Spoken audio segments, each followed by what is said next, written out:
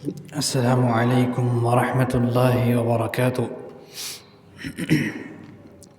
إن الحمد لله نحمده ونستعينه ونستغفره ونعوذ بالله من شرور أنفسنا ومن سيئات أعمالنا. من يهده الله فلا مضل له ومن يضلله فلا هادي له، وأشهد أن لا إله إلا الله وحده لا شريك له، وأشهد أن محمدًا عبده ورسوله صلى الله عليه وسلم. يا أيها الناس اتقوا ربكم الذي خلقكم من نفس واحدة وخلق منها زوجها وبث منهما رجالا كثيرا ونساء، واتقوا الله الذي تساءلون به والأرحام إن الله كان عليكم رقيبا. يا أيها الذين آمنوا اتقوا الله وقولوا قولا سديدا يصلح لكم أعمالكم ويغفر لكم ذنوبكم، ومن يطع الله ورسوله فقد فاز فوزا عظيما. يا أيها الذين آمنوا اتقوا الله حق تقاته ولا تموتن إلا وأنتم مسلمون. اللهم صل على محمد وعلى آل محمد كما صليت على إبراهيم وعلى آل إبراهيم إنك حميد مجيد. اللهم بارك على محمد وعلى آل محمد كما باركت على إبراهيم وعلى آل إبراهيم إنك حميد مجيد. أما بعد فإن خير الحديث كتاب الله، وخير الهدي هدي محمد صلى الله عليه وآله وسلم، وشر الأمور محدثاتها، وكل محدثة بدعة، وكل بدعة ضلالة، وكل ضلالة في النار.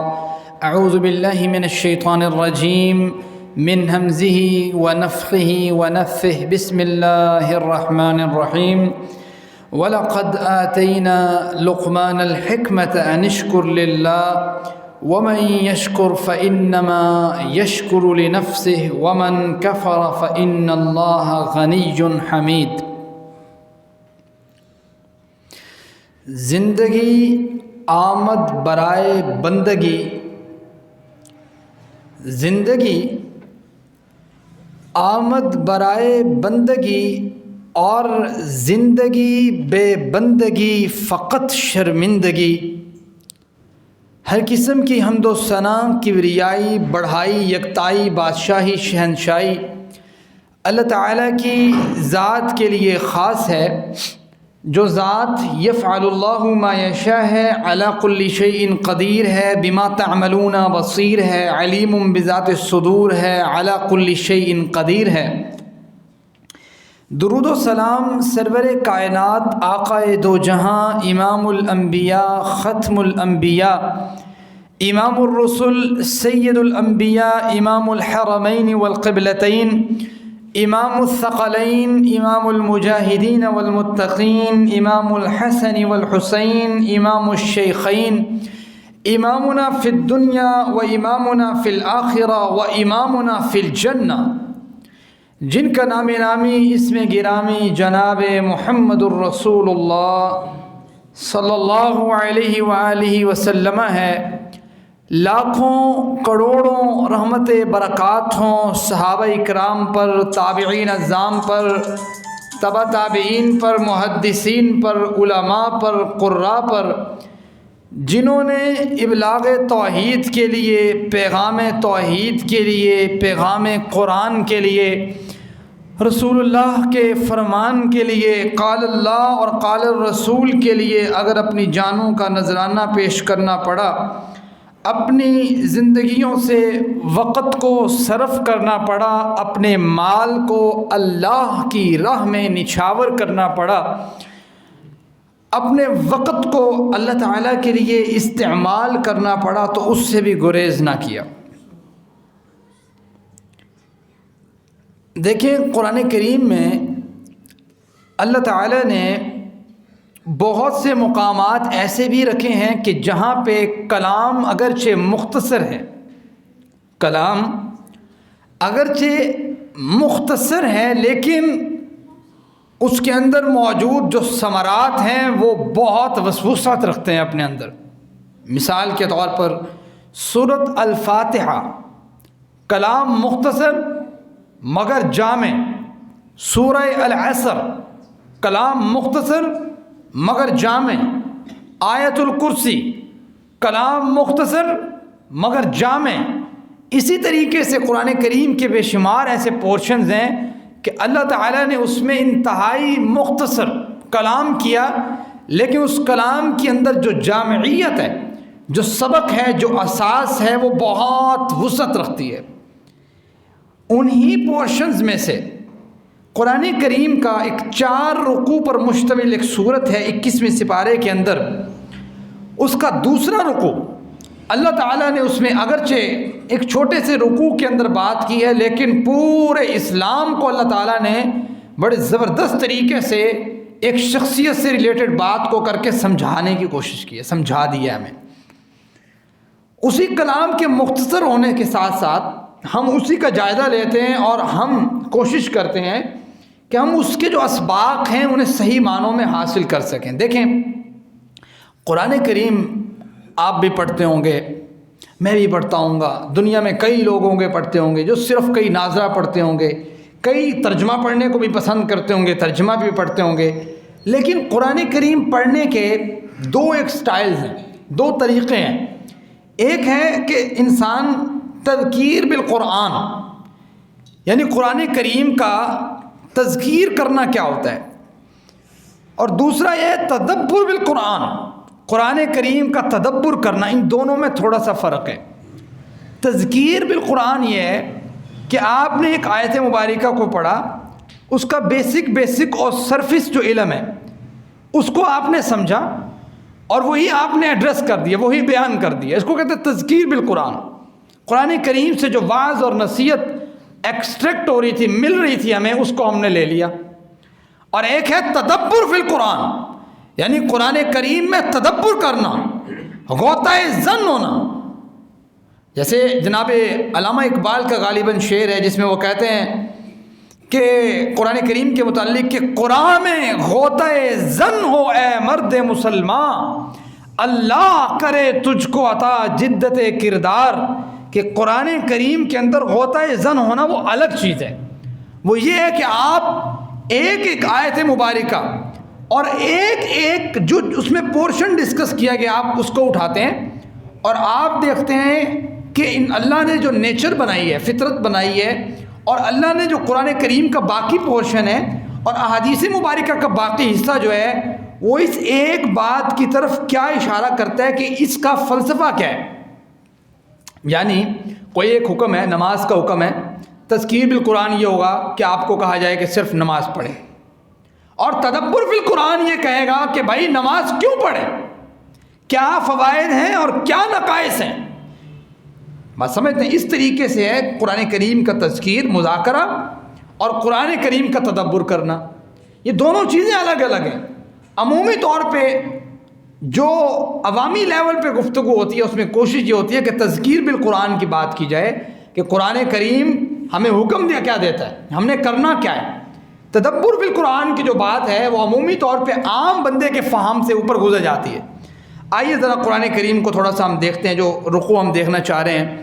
اللہ تعالیٰ فرماتے ہیں اس رکوع میں اللہ تعالیٰ ایک ایسی شخصیت کا ذکر کرتے ہیں جو نبی نہیں ہے، نبی نہیں ہے، فطرت پہ انہوں نے بات کی ہے کہ انسان کی فطرت کے اندر اللہ تعالیٰ نے قرآن کریم میں کہا ہے نا، اللہ تعالیٰ قرآن کریم میں سورہ شمس کے اندر فرماتے ہیں فَأَلْهَمَهَا فُجُورَهَا وَتَقْوَاهَا، کہ میں نے انسان کو عقل مندی، دانائی، حکمت عطا کی ہے۔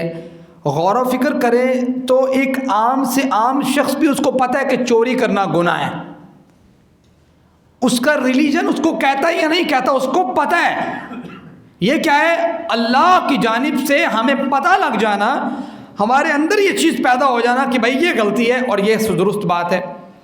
تو قرآن کریم میں اللہ تعالیٰ نے یہ چیز بارہا ڈسکس کیا۔ آپ یہ دیکھیں کہ جو پرسنالٹی، جو بات ہم جس بندے کی کرنے لگے ہیں وہ نبی نہیں ہے، لیکن اللہ تعالیٰ نے ان کی باتوں کو اتنا پسند کیا کہ اپنی آخری کتاب قرآن کریم جو سب سے اعلیٰ کتاب ہے، اور قرآن کریم کا تعارف خود اللہ تعالیٰ قرآن کریم میں کرواتے ہیں کہ ایسی کتاب جو مالک نے نازل کی، جبریل لے کے آئے اللہ کے رسول صلی اللہ علیہ وسلم پہ، ان کے سینہ تھر پہ، اور نبی بھی سب سے اعلیٰ، کتاب بھی سب سے اعلیٰ، لے کے آنے والا فرشتہ بھی سب سے اعلیٰ، اور آخری یہ اسکرپچر ہے جو بنی نوع انسان کے لیے، اس کے اندر اللہ تعالیٰ نے اس شخص کا ذکر کیا، آخر اس کی کوئی بات تھی تو اس کو ذکر کیا، نبی بھی نہیں ہے۔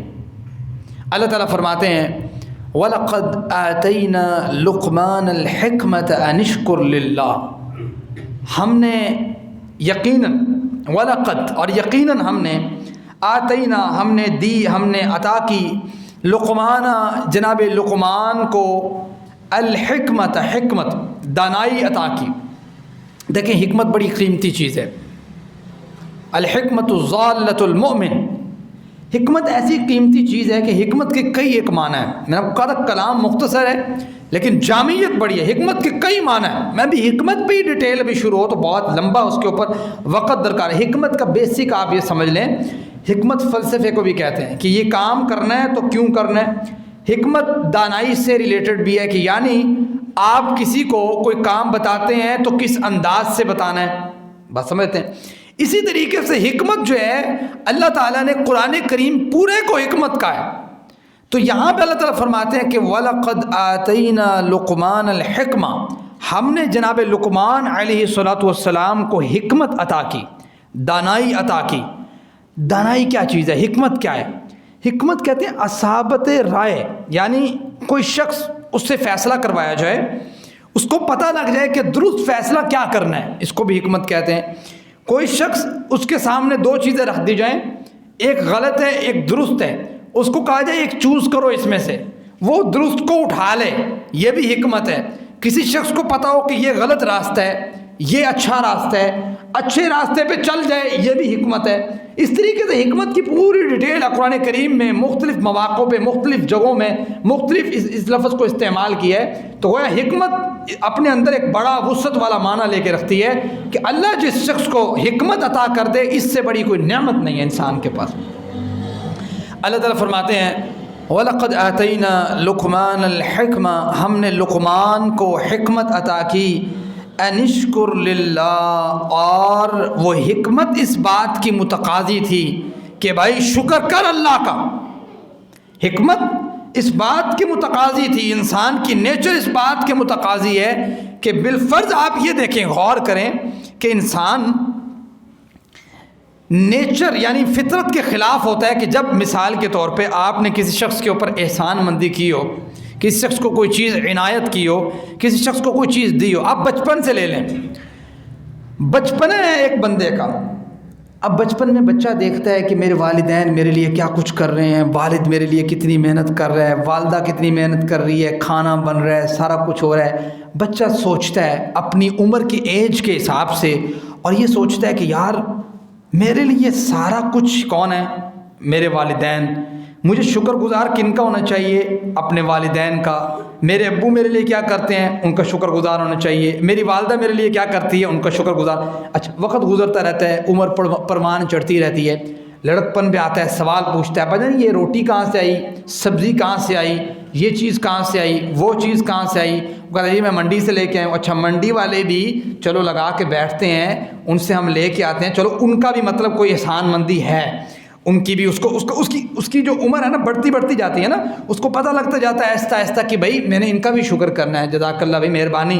یہ جو معاشرہ ہے وہ ایسے تو نہیں ہے نا ایک بندے سے چل رہا ہے، اس کو آہستہ آہستہ پتہ لگتا ہے کہ یہ جو معاشرے کا سسٹم بیلنس ہے، سسٹینیبل نظام جو چل رہا ہے، یہ ایک بندے کے کام نہیں ہے۔ یہ ابا جان جاتے ہیں کہیں کماتے ہیں کہیں کام کرتے ہیں، اس کے بھی وہ ابا جان اس کی مشکور ہیں، بات سمجھتے ہیں، اس کے پاس کام ہو رہا ہے، پھر وہ آگے کسی کا مشکور ہے، اس کے پھر آگے جو لوگ ہیں وہ اس کے مشکور ہیں، ایک دوسرے سے سسٹم چل رہا ہے، ایک دوسرے کی معاونت چل رہی ہے۔ تو اب بچہ بڑھتا جاتا ہے، ایون یہاں تک بھی بات پہنچ جاتی ہے کہ وہ دیکھتا ہے کہ یہ سبزی کہاں سے اگتی ہے، وہ دیکھتا ہے کہ زمین میں کسان جو ہے وہ بیج بوتا ہے اور اس کی اتنی دیر کیئر کرتا ہے، 6 ماہ 1 سال کیئر کرتا ہے، تو وہ کہتا ہے کہ بھائی کسان بھی میرے لیے مشکور، میں اس کا بھی مشکور ہوں، بھائی وہ محنت کرتا ہے ہمارے لیے، ٹھیک ہے۔ یہ ساری باتیں کون سی ہیں؟ یہ ساری فطرت سے ریلیٹڈ باتیں ہیں. کوئی غیر مذہب کا شخص بھی اس بات سے ڈینائی نہیں کر سکتا. وہ بھی کہے گا کسانوں کا حق ہے, وہ کہے گا فلاں کا حق ہے, فلاں کا حق ہے. یہ ساری ایسی باتیں ہیں, صاف ستھری سادہ سی باتیں. اب ہوتا کیا ہے مشکور, آپ دیکھیں بچہ پروان چڑھتا جاتا ہے, ایون وہ کہتا ہے درخت بھی میرے لیے بہت کچھ کر رہے ہیں. پھر وہ تھوڑا سا اوپر جاتا ہے, وہ کہتا ہے میرے لیے زمین بھی بہت کچھ کر رہی ہے, کسان بھی بہت کچھ کر رہے ہیں, میں ان کا بھی مشکور ہوں. پھر اوپر جو سورج نظر آ رہا ہے اس کو پتہ لگتا ہے اس سورج کی گرمی کے ذریعے اللہ تعالیٰ کس طریقے سے, چلو اللہ تعالیٰ کو ابھی ایک منٹ یہاں پہ آپ سائڈ پہ رکھیں گے, اس کی فطرت پہ بات کرتے ہیں. اب اس کے ذہن میں آتا ہے کہ چلیں یہ جو سورج آ رہا ہے اس کے ذریعے بھی جو ہے نا وہ زبردست قسم کی ہیٹ پرووائڈ ہو رہی ہے, اس کو وہاں سے ایک جو ہے نا وہ تناور درخت بنتا ہے سارا. پھر کہتے ہیں سورج کا بھی میں مشکور ہوں. پھر کہتے ہیں چاند ہے, رات کو میں نظر نہیں آتا, راستے میں کس طرح سارا اس چاند کا بھی مشکور ہوتا ہے کہ کس طریقے سے سمندر کے اندر مد و جزر قائم ہوتی ہیں, کس طریقے سے پھر آپ پاشی کا نظام اللہ تعالیٰ نے قائم کیا ہوا ہے, کہاں سے بادل اٹھتے ہیں کہاں جاتے ہیں. وہ کہتا ہے تو میں بادلوں کا بھی مشکور ہوں. اچھا اب وہ لمحہ ہے کہ آپ جو میرے سامنے بیٹھے ہوئے آپ کو سب پتہ ہے کہ یہ سارا نظام چل رہا ہے, ہم اس سارے نظام کے ایک قسم کے مشکور ہیں, لیکن ایک شخص ڈینائی کرتا کھڑے ہو کے کہتا نہیں میں نہیں مانتا کسان کو. ٹھیک ہے, دنیا کا کوئی کسان کوئی کام نہ کرے میں پھر بھی چل جاؤں گا. تو لوگ کیا کہیں گے یار یہ بے وقوف ہے یا عقل مند ہے؟ فوراً سے کہیں گے بے وقوف ہے. کوئی کہے کہ سورج غائب ہو جائے ہم ویسے زندگی گزار لیں گے, گزار سکتا ہے نہیں. وہ کہے گا ہماری مرہون منت ہے سورج ہوگا تو بھائی ہم تو تھوڑا سا سورج ہلکا سا تھوڑا سا پیچھے ہوتا ہے اپنی ریولیوشن میں, تو اچھی سردی آتی ہے یکدم کہ بندہ برداشت نہیں کر پاتا, ہیٹر لگے ہوتا ہے پھر بھی رضائی کے اندر گیا ہوتا ہے اور کہتا ہے بھائی بہت سردی ہے. تو اس کو فوراً سے کہے گا بھائی یہ بے وقوف ہے. یہ فطرت ہے, حکمت انسان کی فطرت ہے. یہ خود اس چیز کے متقاضی ہے کہ انسان بول کہ یہ چیز تجھ پہ اثر انداز ہے یا نہیں ہے. یہاں ہم بیٹھے ہیں, سورج کا کوئی رول ہے یا نہیں ہے؟ زمین جس پہ بیٹھے ہوئے ہیں اس کے بھی ہم مشکور بن سکتے ہیں نہیں بن سکتے کہ بھائی اس نے ہمیں سٹیبل ایک جگہ دی ہوئی ہے, پرووائڈ کی ہوئی ہے. آج یہاں سے کوئی لاہور چلے جاتا ہے اور جاننے والا کوئی نہیں ہے, ان ناؤن بندہ اٹھ کے کہتا ہے سر میں آپ کو جگہ دیتا ہوں, تو جاتے ہوئے ہم کہتے ہیں بہت شکریہ یار, میں یہاں پہ میرے پاس جگہ نہیں تھی. یہ کیا ہے؟ فطرت ہے انسان کی. اچھا اب اس فطرت سے ذرا تھوڑا سا اوپر پردہ اٹھائیں, ایک سٹیپ اور لے لیں کہ یہ سارا نظام چلانے والا کون ہے؟ سورج کس نے پرووائڈ کیا, چاند کس نے پرووائڈ کیا, زمین کس نے بنائی؟ اللہ تعالیٰ قرآن کریم میں کہتا ہے لہو ملک السماوات والارض, اور اللہ تعالیٰ کہتا ہے کہ خلق کل شیء, ہر چیز کو پیدا کرنے والی ذات ایک ذات ہے, تنہا ذات ہے, یکتا ذات ہے, واحد ذات ہے. وہ کون ہے؟ اللہ ہے. تو پھر شکر حقیقت میں کس کا بجا لے کے آنا چاہیے؟ انشکر لی, اللہ کا شکر بجا لے کے آنا چاہیے. تو یہ ایک فلسفہ ہے اس آیت کے اندر. جب انسان سوچتا ہے اور غور و فکر کرتا ہے, اس کو دیکھتا ہے کہ بھئی یہ تو کوئی ایسی بات نہیں ہے کہ انسان کو سمجھنا ہے. یہ کون سا نبی بات کر رہے تھے؟ یہ تو کہہ رہا تھا ایک عام بندہ لقمان بات کر رہے ہیں. اللہ تعالیٰ کہتے ہیں وَلَقَدْ آتَيْنَا لُقْمَانَ الْحِكْمَةَ, ہم نے لقمان کو فطرت کے عین مطابق عقل مندی دی ہے, اور پھر ہم اس فطرت کے عین مطابق یہ بات ان سے کر رہے ہیں کہ بھائی یہ فطرت اس بات کی متقاضی ہے انشکر لی, کہ آپ شکر ادا کرو. کس کا؟ یہ سارے نظام کو جس ذات نے بنایا ہے وہ ذات اس بات کا حق رکھتی ہے کہ آپ اس کا شکر کریں. اور جب انسان اوپر سے شکر شروع کرتا ہے اور دیکھتا ہے کہ ایک زبردست قسم کی ہستی نے اس سارے سسٹم کو سٹیبل کیا ہوا ہے, تو انسان پھر نیچے آتا ہے اللہ کے رسول کے اس فرمان پہ کہ من لم یشکر الناس لم یشکر اللہ. لوگوں ایک دوسرے کا بھی شکر ادا کیا کرو. جو بندہ رب کا شکر ادا نہ کرتا ہو, ٹھیک ہے, اس سے کیسے آپ یہ سوچ سکتے ہیں کہ وہ ادا کرے گا شکر کسی اور بندے کا؟ ایک انسان جس کو پتا ہو کہ یار یہ سارا میرا اندر کا جو سسٹم ہے, اللہ تعالیٰ کہتے ہیں سنریم آیاتنا فی الآفاق وفی انفسہم حتی یتبین لہم انہ الحق, کہ اگر تم صرف اپنی ذات پہ غور کر لو, اپنے اندر نظام پہ غور کر لو, اپنے ریسپائریشن کا جو سانس کا تنفس کا آپ کی یہ جو آکسیجن لے رہے ہیں کاربن ڈائی آکسائڈ خارج کر رہے ہیں, اس کے سسٹم کو آپ دیکھ لو. آپ اپنے دل کی خون کی صرف پمپنگ کو دیکھ لو کہ کتنی زبردست نظام کے ساتھ یہ چل رہا ہے. تمہارے اپنے جسم کے اندر، باقی بار کی بات ہے، اپنے جسم کے اندر تمہارا غور و فکر اس بات کا متقاضی ہو جائے گا کہ بھائی اس کا کریٹر کون ہے، اس کو بنانے والا کون ہے.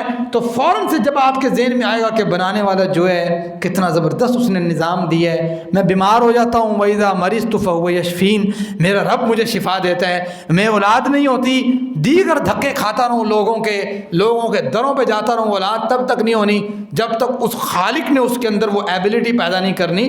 تو یہ فوراً سے انسان انشکر لی، اللہ کے شکر بجا لاتا ہے اور فوراً کہتا ہے اللہ میں شکر کرتا ہوں تیرا. بات سمجھتے ہیں؟ اور یہ شکر کرنا کس کا فائدہ ہے؟ اللہ تعالیٰ کا فائدہ نہیں ہے. اللہ تعالیٰ کے فرماتے ہیں وَمَن يَشْكُرْ، جو شخص بھی شکر کرے گا، فَإِنَّمَا يَشْكُرُ لِنَفْسِهِ، اس کا شکر اس کے اپنے نفس کے لیے ہے، اس کی ذات کو فائدہ دے گا. بھائی کیا فائدہ دے گا ذات کو؟ اس کا کیا فلسفہ ہو سکتا ہے؟ ذات کو کیا فائدہ ہے؟ میں بیٹھا کہتا رہا ہوں الحمدللہ، اللہ تیرا شکر ہے، کیا فائدہ ہے اس کا؟ اس کا فائدہ یہ ہے کہ جب آپ الحمدللہ کہو گے تو فوراً سے آپ کو پتہ لگے گا میرے اندر کوئی طاقت نہیں ہے. آپ پھر عبد الدینار اور عبد الدرہم نہیں بنو گے. اللہ کہتا ہے تعس عبد الدینار و تعس عبد الدرہم. ہلاکت ہے اس شخص کے لیے جو پیسوں کا بندہ ہے، جو صرف درہم و دینار کا بندہ ہے، جو صرف مال کا بندہ ہے، جو صرف اس اپنے پیسے کو سارا کچھ سمجھتا ہے. دیکھو نا جس بندے کے اندر یہ چیز آ گئی کہ پیسہ جس کے پاس ہے وہ کامیاب ہے. آپ مجھے بتائیں کہ اس سے بڑا شرک کیا ہے اس کے پاس؟ اس نے شرک اتنا بڑا، اس نے کہا پیسہ میری سب کچھ ہے، پیسہ ہی رب، تو پیسہ ہی فلاں، تو پیسہ ہی فلاں. جس بندے نے پیسے کو ہی سب کچھ بنا لیا ہے اس کو دیگر ساتھیوں کا کیا فکر لائق ہوگا؟ تو جب انسان اللہ کا شکر ادا کرتا ہے تو وہ جو اساس ہے قرآن کریم کی اور اسلام کی کہ بھائی جب شکر بجا لاؤ گے تکبر ڈیکریز کرے گا، جب شکر بجا لاؤ گے آپ کے اندر سے انا ختم ہوگی، شکر بجا لاؤ گے تو پتہ لگے گا کہ بھائی انسان کے اندر ذاتی کوئی طاقت نہیں ہے، کوئی قوت نہیں ہے. آپ اپنی صرف باڈی کو کنٹرول نہیں کر سکتے کہ آپ کہو جی آج میرے سر درد نہیں ہونا چاہیے تھا، آج مجھے پیشاب نہیں آنا چاہیے، آج میں کھانا نہیں کھاؤں تو کوئی پرابلم نہیں ہے. کنٹرول کر سکتے ہیں؟ نہیں ہے. کیا ہے؟ جب ہم سوچیں گے یہ کہ بھائی ہمارا اپنے ہی جسم پہ کنٹرول نہیں ہے تو فوراً سے آئے گا کہ بھائی کس کا کنٹرول ہے؟ تو پھر آئے گا وہی ایک ذات ہے جس نے سارے کنٹرول کو سنبھالا ہوا ہے. تو فوراً سے انسان اللہ کا شکر بجا لائے گا. وَمَن يَشْكُرْ فَإِنَّمَا يَشْكُرُ لِنَفْسِهِ. جب انسان شکر کرتا ہے تو یہ شکر اس کے اپنے نفس کے لیے ہے. اور جب انسان شکر جو ہے یہ کفر کا الٹ ہے، متضاد ہے، اینٹونیمز ہے.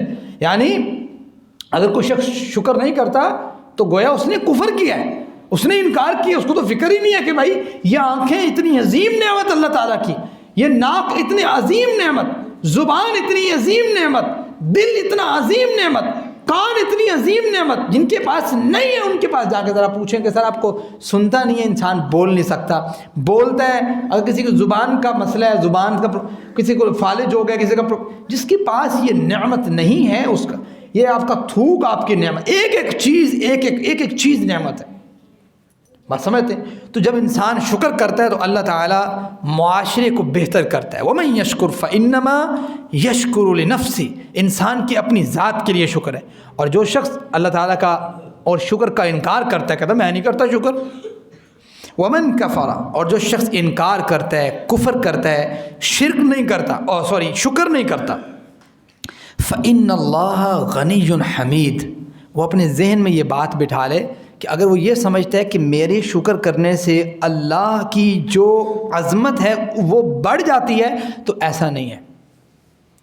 فَإِنَّ اللَّهَ، پس بے شک اللہ تعالیٰ غنی، بے پرواہ ہے، غنی ہے.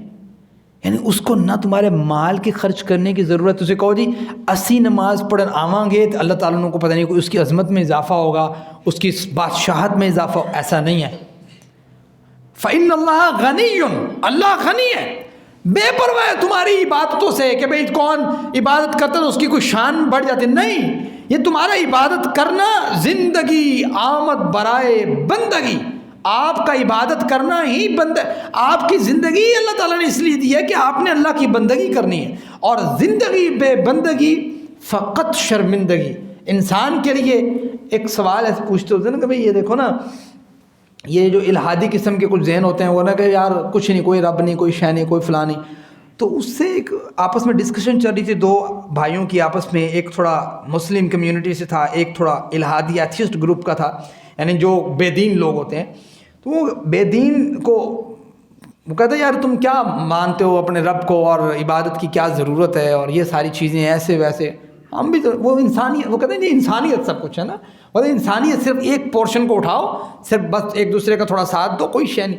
اس نے کہا بھائی بات سنو، جواب دینے والا جو مسلم تھا اس نے کہا بات سنو، بات یہ ہے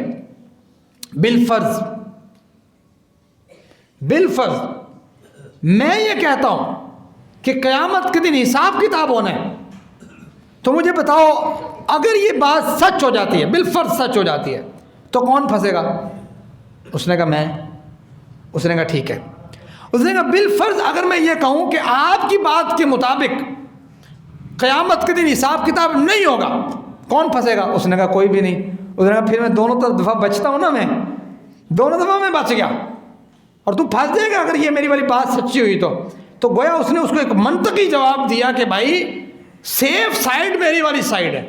بات سمجھتے ہیں؟ تو اللہ تعالیٰ قرآن کریم میں کہتے ہیں وَمَن کفر، جس شخص نے کفر کیا، انکار کیا، شکر نہ کیا، فَإِنَّ اللَّهَ، پس بے شک اللہ تعالیٰ غنی بے پرواہ ہے، اور حمید. اللہ تعالیٰ نے دو اپنے جو ہے نا چیزیں، دو نام اکٹھے ڈسکس کیے تھے. غنی ساتھ لگا دیا حمید. کیوں بھائی؟ غنی ہے، بے پرواہ ہے تمہارے اذکار سے، تمہاری تسبیحوں سے، تمہاری نمازوں سے.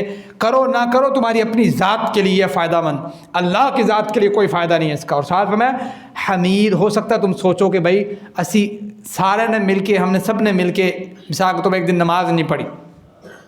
اب آپ سوچو کہ پتہ نہیں یار اللہ تعالیٰ کی کوئی حمد بیان کرنے والا تھا یا نہیں، صرف اسی سے گئے. ایسا ہے نہیں. ساتھ ہی اللہ تعالیٰ نے کہا غنی، وہ بے پرواہ ہے، اور حمید اس کی حمد بیان کرنے کے لیے بہت کچھ ہے. تو فکر نہیں ہے، یہ تمہارا اپنا معاملہ ہے، تمہارے اپنے لیے یہ بہترین چیز ہے کہ تم عبادت کرو اللہ تعالیٰ کی، چونکہ تمہارے وما خلقت الجن والانس الا لیعبدون، تمہاری عبادت کا مقصد ہی ہے اور تمہارے پیدا کرنے کا مقصد ہی ہے. یہ آیت مبارک ہے جو پہلی آیت مبارک ہے اس رکوع کی، جس میں اللہ تعالیٰ نے اس فلسفے کو سمجھایا، اس بات کو سمجھایا کہ دیکھو بھائی حکمت اللہ تعالیٰ سے تلاش کیا کرو، حکمت کو دیکھو کہ بھئی حکمت کیا چیز ہے. اور جس شخص کو حکمت مل گئی پھر یہ سارے معاملات آگے چلتے رہتے ہیں. اللہ تعالیٰ فرماتے ہیں کہ جناب لقمان نے وَإِذْ قَالَ لُقْمَانُ لِابْنِهِ، جناب لقمان نے ایک دن اپنے بیٹے سے کہا، وَهُوَ يَعِظُهُ، ہم بھی اپنے بچوں کو نصیحت کرتے ہیں، ہم بھی اگر کاروباری ہیں تو اپنے بچوں کو کہتے ہیں پتر آؤ میں آپ کو ڈھنگ سکھاتا ہوں کہ کاروبار میں کسی دوسرے شخص کو ٹھگی کیسے لگاتے ہیں، کسی دوسرے شخص کو جو ہے نا مات کیسے دینی ہے. اگر ایک بیٹا دوسرے شخص کو دھوکہ دینے میں کامیاب ہوتا ہے اور دوسرا بیٹا دھوکہ دینے میں کامیاب نہیں ہوتا تو پہلے والے کو کہتا ہے ویل ڈن بیٹا، بہت اچھے، اور دوسرے والے کو کہتا ہے یہ چل رہا ہے، ٹھیک ہے. وَإِذْ قَالَ لُقْمَانُ لِابْنِهِ وَهُوَ يَعِظُهُ، ایک طرف جو ہے جناب لقمان ہے وہ اپنے بیٹے کو نصیحت کر رہے ہیں، اور بیٹے کو نصیحت کیا ہونی چاہیے، کس طریقے کی ہونی چاہیے، اصل نصیحت کیا ہے، اصل مقصد کیا ہے حیات کا، وہ نصیحت آپ دیکھیں. سب سے پہلی نصیحت جناب لقمان نے اٹھائی ہے اپنے بیٹے کے لیے سمجھانے کے لیے، اور کہہ رہے ہیں یا بنیا، اے میرے بیٹے، بڑے پیار سے بات سمجھا رہے ہیں، یا بنیا، اے میرے بیٹے، لا تشرک باللہ، اللہ کے ساتھ کسی کو شریک نہیں ٹھہرانا، اللہ کے ساتھ کسی کو شریک نہیں ٹھہرانا. شرک اتنا گمبھیر معاملہ ہے کہ غیر مسلم تو غیر مسلم، مسلمان کلمہ گو شخص بھی شرک میں مبتلا ہو جاتا ہے اور اس کو پتہ ہی نہیں ہوتا کہ میں شرک کر رہا ہوں، جانے انجانے میں، بعضوں کا جانتے ہیں اور بعضوں کا انجانے میں. اتنا شرک گمبھیر پرابلم ہے کہ اس کو ڈسکس کرنے کی، اس کو بتانے کی اتنی ضرورت ہے کہ بھئی شرک کیا چیز ہے. سب سے پہلی نصیحت اپنے بچے کو کی جا رہی ہے اور کہا جا رہا ہے یا بنیا، اے میرے بیٹے، لا تشرک باللہ، گویا اپنے بچے کو توحید کی سمجھ دینا اور شرک سے بچانے کے لیے کوشش کرنا، یہ اسلام کی اولین ترجیح ہے. اور اگر آپ نے سارے دنیا کے فلسفے سکھائے ہیں اور یہی نہیں سمجھایا کہ رب کون ہے، یہی نہیں سمجھایا کہ بیٹا عبادت کس کی ہے، یہی نہیں سمجھایا کہ بیٹا میرے سے ڈر کے کام نہیں کرنا، اللہ سے ڈر کے کام کرنا ہے۔ اور میں آپ کو مزے کی بات بتاتا ہوں، بعض اوقات اپنی بات، ہم مثال کسی ریلیٹیو کے گھر گئے، اچھا جی اب چیز پیش کی جا رہی ہے اور کسی کو چیز دینے کا معیار کیا ہے، آپ شرک کا اندازہ کریں کہ کہاں کہاں ہم شرک کرتے ہوں گے۔ میں مہمان گیا اپنے کسی ریلیٹیو کے گھر، رشتہ دار کے گھر، رشتہ دار میں ایک نے بات کر دی بیچ میں کہ بھائی حافظ صاحب آئے ہیں، ان کے سامنے کچھ پیش کرو، نہیں تو اس نے جا کے اپنی مما کو بتانا ہے ان کی مما نے کیا کہنا ہے، پھر ان کی مما کیا سوچیں گی، ان کے ابا جان کیا سوچیں گے، سمجھ رہے ہیں؟ یعنی معیار یہ ہے کھلانے کا کسی کو معیار یہ ہے کہ اس کے ابا کیا کہیں گے، اس کی مما کیا کہیں گی، اس کے بھائی کیا کہیں گے، وہ خود کیا سوچے گا، یہ معیار ہے کھلانے کا۔ اور یہ شرک ہے، اور یہ کیا ہے؟ شرک ہے کہ آپ کھلا کس کے رہے ہیں؟ قل ان صلاتی، میری نمازیں، و نسکی، میری قربانی، و محیایا، میرا جینا، و مماتی، میرا مرنا، میرا کسی کو کچھ دینا اور کسی سے کچھ لینا کس کے لیے؟ للہ رب العالمین، اللہ کے لیے ہے جو تمام جانوں کا مالک ہے۔ آپ نے یہ نہیں کہنا کہ بھائی میں یہ کھلا رہا ہوں آپ کی مما خوش ہو جائیں، کوئی ثواب نہیں ہے۔ میں یہ کھلا رہا ہوں آپ کے والد خوش ہو جائیں، کوئی ثواب نہیں ہے۔ میں یہ کھلا رہا ہوں کہ آپ کیا سوچیں گے، کوئی ثواب نہیں ہے۔ ثواب کس چیز کا ہے؟ میں یہ کھلا رہا ہوں کہ میرا رب خوش ہو جائے، ثواب اس چیز کا ہے۔ کتنا چھوٹا سا شرک ہے، نظر آ رہا ہے؟ ہم بیٹھے بیٹھے کہتے ہوں گے بھائی کوئی مسئلہ نہیں ہے، ایک دوسرے کو کہہ رہے ہیں یار اس کی پھر اس کے والد کیا کہیں گے، وہ لے آؤ یار کوئی شے لے آؤ، سمپلی بات ہو رہی ہے، لیکن یہ سمپلی بات آپ کے اصل توحید کی جڑ کو خراب کرتی ہے۔ کوئی بھی کام ہے دنیا کا، مومن بندے کے سارے کام ایک اللہ کے لیے، کسی اور کے لیے نہیں ہے۔ آپ نے وہ حدیث مبارکہ بھی سنی ہوگی کہ اللہ کے رسول صلی اللہ علیہ وسلم کا یہ فرمایا کہ کوئی شخص کسی دوسرے سے اگر محبت رکھتا ہے اللہ کے لیے، من احب للہ وابغض للہ، کسی سے کوئی بغض رکھتا ہے تو اللہ کے لیے، واعطا للہ، کسی کو کوئی چیز دیتا ہے تو کس کے لیے؟ ابا جی خوش ہو جائیں، امی خوش ہو جائیں، یہ بندہ کیا سوچے گا؟ یہ ریاکاری نہیں ہے؟ بندہ کیا سوچے گا؟ بندہ سوچے یا نہ سوچے، آپ دیکھو کہ آپ کا اگر حق بنتا ہے یہاں پہ، آپ کو مینیج کرنا آتا ہے، یہاں پہ آپ کر سکتے ہیں تو آپ کریں۔ کسی شخص کے لیے آپ کام کر رہے ہیں، اللہ کے لیے کام کریں۔ وَأَعْطَى لِلَّهِ، میں نے اس وقت جس مجلس میں یہ بیٹھا ہوا تھا، یہ حقیقت معاملہ میرے ساتھ ہوا ہے، میں نے اسی مجلس میں کہا کہ اگر آپ لوگ مجھے اس لیے کھلانا چاہتے ہیں کہ میری امی اور میرے ابو کیا کہیں گے، میں آپ کے گھر سے ایک لقمہ نہیں لینا چاہتا، میں جا رہا ہوں یہاں سے۔ وہ میں نے آپ لوگوں کو اس لیے کھانا کہ بھی آپ کا اچھا، میں نیوندرا اس لیے دے رہا ہوں کہ جب یہ ریٹرن ہوگا تو مجھے تھوڑا ڈبل ملے گا۔ یعنی آپ نے اللہ کے لیے کسی کی کوئی معاملت نہیں کی۔ سٹارٹنگ میں جب شروع ہوا تھا یہ معاملہ دینے کا اور لینے کا، یہ نیوندرے کا، اس وقت تو یہ سوچ و فکر نہیں تھی کہ بھائی یہ واپس ریٹرن ہوگا۔ ابھی تو سوچ و فکر رکھ کے بیٹھے ہوتے ہیں، اور کاپیاں کیوں بناتے ہیں بھائی؟ کیا ضرورت ہے آپ کو کاپی پہ لکھنے کی؟ وہ جی ریکارڈ رہے، کس لیے ریکارڈ رہے؟ وہ جی بعد میں ہم نے کیا کرنا، دیکھنا کہڑے بندے نے کنے دیتے نے۔ ایک بندے کی وسعت کم ہے، ایک بندے کی طاقت کم ہے، آپ اس کو اس کے مال سے جائزہ لے رہے ہیں کہ اس کے پاس مال کتنا ہے، آپ نے کس کے لیے کام کیا ہے؟ یہ تربیت ہے بھائی، یہ تربیت ہے، ایسی تربیت ہے کہ جو عین توحید کے مطابق ہے۔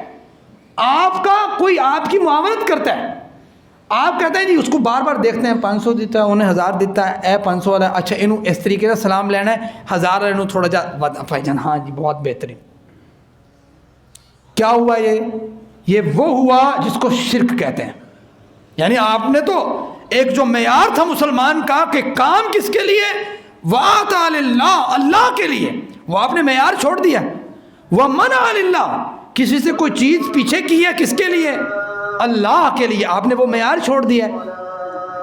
تو یہ معیار جب تک نہیں اپنایا جائے گا تو توحید کی سمجھ نہیں آئے گی۔ توحید بڑی گمبھیر چیز ہے، اور ایسی چیز ہے کہ بندہ شرک میں ایسے مبتلا ہو جائے تو اس کو پتہ ہی نہیں ہوتا۔ اب سارے بیٹھے ہوں گے کہیں گے ہم تو بھائی اہل الحدیث ہیں، ہم بڑے مواحد قسم کے لوگ ہیں، ہم نے کبھی نہ کسی کے در پہ جا کے اپنے سروں کو جھکایا ہے، نہ کسی کے پاس جا کے اپنے سروں کو جھکایا ہے، نہ ہمارا ایمان کسی کے تعویذ کے اوپر ہے، بلکہ ہمارا ایمان ایک اللہ پہ ہے۔ یہ بھی توحید ہے۔ تو یہ دوسری توحید جو ہے، جو ہم غلطی کرتے ہیں میں اور آپ، وہ غلطیاں اور وہ سدھارنا کس نے ہے؟ اللہ کے رسول صلی اللہ علیہ وسلم کا فرمان ہے کہ شرک اتنا باریک ہے، اتنا باریک ہے کہ بعض اوقات جس طرح کیڑی کے جو لائن لگتی ہے نا، جب کیڑی چلتی ہے نیچے زمین پہ جو لائن لگتی ہے، اس سے بھی باریک، پتہ ہی نہیں لگتا بندے کو، اور یہ بھی شرک میں کر لیے، بس سمجھ رہے ہیں؟ تو اس وجہ سے کوئی بھی آپ کے پاس مہمان آتا ہے، کوئی بھی دوست آتا ہے، اگر آپ کا یہ معیار ہے کہ چلو میں اس کو کھلاتا ہوں اس لیے کہ یہ مجھے کھلائے گا، تو کوئی ثواب نہیں ہوا آپ کو، 0 آپ کا نمبر ہے اللہ تعالیٰ کی رجسٹر میں۔ اور اگر آپ کا معیار یہ ہے کہ میرا دوست ہے، غریب ہے یا امیر ہے، میرے پاس جو وسعت اور طاقت موجود ہے آپ وہ اس کے سامنے پیش کر دیتے ہیں، اور معیار یہ ہے کہ میرا رب مجھ سے راضی ہو جائے، مجھے اس سے آؤٹ پٹ نہیں چاہیے، یہ دے نہ دے، امیر ہے غریب ہے، میرے پاس جو وسعت تھی طاقت تھی، تکلف میں نہ پڑے۔ جب آپ تکلف میں پڑتے ہیں خرابیاں تب پیدا ہوتی ہیں۔ جتنی آپ کے پاس وسعت اور طاقت ہے اس کے مطابق معاملہ کریں۔ آپ جب ہیں 1000 والے اور آپ لوگوں کو دکھائیں 1,00,000 والے، تو پھر کیا ہے؟ جب کوئی آتا ہے بندہ، پھر آپ پھر کہتے ہیں کوئی تکلف ماریں، کوئی ادھر کریں ادھر کریں ادھر کریں، معاملہ خراب ہوتا ہے۔ اس وجہ سے جیسے کہتے ہیں نا، اتقوا اللہ، اللہ سے ڈرو، وقولوا قولا سدیدا۔ ہر خطبے کے شروع میں اللہ کے رسول پڑھا کرتے ہیں، بھائی بات کرو سچی کرو، صاف ستھری سیدھی بات کرو، گراؤنڈ ریالٹی کی بات کرو، جو آپ ہیں وہ بتاؤ، جو نہیں ہے وہ نہ بتاؤ۔ اس کا نقصان ہے آپ کے مستقبل میں، ہزاروں جھوٹ نکلیں گے وہاں سے، ہزاروں شرک نکلیں گے، ہزاروں دفعہ آپ کی توحید جو ہے نا وہ مانت پڑ جائے گی، اور آپ کھڑے حیران ہوں گے میں نے کیا کیا ہے؟ تو کیا آپ نے یہی ہے کہ اپنی بات جو آپ نے کی ہے زبان سے، وہ آپ کے عہدے اور آپ کے منصب اور آپ کی جاہ و جلالت اور آپ کی چادر سے بڑی تھی۔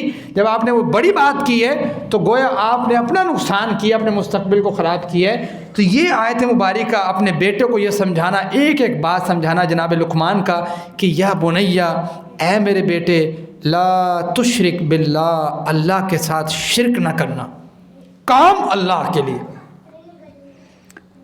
ان الشرک لظلم عظیم، کہ یقیناً شرک جو ہے ظلم ہے، اور عظیم قسم کا ظلم ہے۔ ایک چھوٹے چھوٹے ظلم ہوتے ہیں، یہ شرک جو ہے عظیم ظلم ہے، بات سمجھتے ہیں؟ ایون بہت سے مواقع پہ اللہ کے رسول سے جب پوچھا گیا کہ یہ میں بات ہوئی، ظلم کی بات ہوئی، تو تشریح میں اللہ کے رسول میں کہ بھائی یہ جو ظلم ہے نا، اس ظلم سے مراد وہ جناب لقمان کی بات ہے کہ جس میں ہے کہ ان الشرک لظلم عظیم، کہ شرک بہت بڑا ظلم ہے۔ تو ہم نے اپنی کوشش اور کاوش یہ کرنی ہے کہ جس طریقے سے ہم نے بڑے شرکوں کو، بڑا جو شرک ہے، بڑے بڑے جو موٹے موٹے شرک ہمیں نظر آ رہے ہوتے ہیں میکرو لیول کے، ان کو ہم نے شکست دی ہے، اسی طریقے سے ہم نے مائکرو لیول کے جو شرک ہیں، چھوٹے چھوٹے جو ہمیں نظر نہیں آتے لیکن ہیں بڑے زبردست قسم کا شرک، ان کو بھی ہم نے کوشش کرنی ہے ختم کرنا ہے، اور اپنے تمام کام جتنے بھی کرنے ہیں اللہ کے لیے کرنے ہیں۔ مالک سے دعا یہ اللہ مجھے اور آپ کو عمل کی توفیق دے، وما علینا الا البلاغ۔